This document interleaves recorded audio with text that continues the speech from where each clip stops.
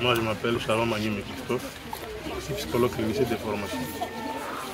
Nous œuvrons dans CERCEP, qui signifie Centre de renforcement des capacités d'encadrement professionnel. Chaque les 5 juin, nous célébrons la journée mondiale de l'environnement. Et puis le thème qui a été choisi cette année, c'est combattre la pollution plastique. Et sur le plan national, c'est vaincre la pollution plastique.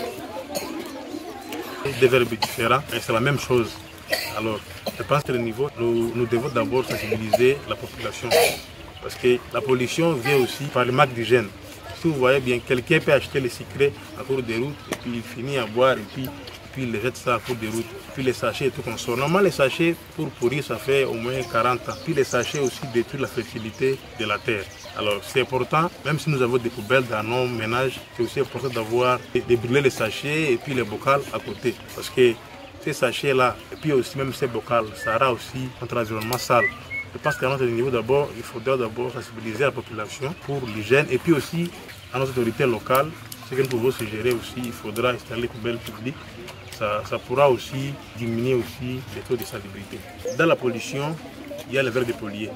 Polier, c'est souiller aussi. C'est souiller. Alors je pense que quelqu'un qui connaît bien qu'on ne jette pas les saletés en cours de route, c'est le manque de civisme.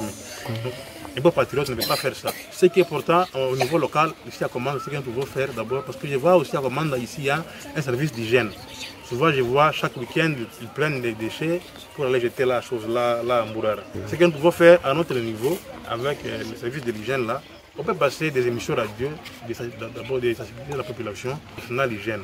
Et puis, si vous voyez, si la voirie est principale ici, donc il n'y a pas de poubelle publique. Quelqu'un a soif, il peut s'acheter une bouteille de sucre et puis quand il finit, il jette ça pour des routes. Parce qu'il n'y a pas de poubelle. Si vous voyez, il y a des boutiques qui ont des petites poubelles là, plastiques. Ce n'est pas suffisant. Il faudra des grosses poubelles.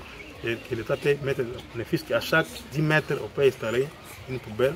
De façon que dès que c'est plein, et puis les jeunes peuvent passer, récupérer les déchets et puis aller jeter ça de côté. Et il faut aller aussi sanctionner parce qu'ailleurs, vous jetez un sachet par terre, vous serez puni. Il y a un montant à payer. Et chez nous ici, on ne châtie pas les gens. Mais si par exemple le gouvernement prenait des mesures strictes, quelqu'un qui jette par exemple un sachet de biscuits, on peut même $10 d'amende, les gens vont même être disciplinés.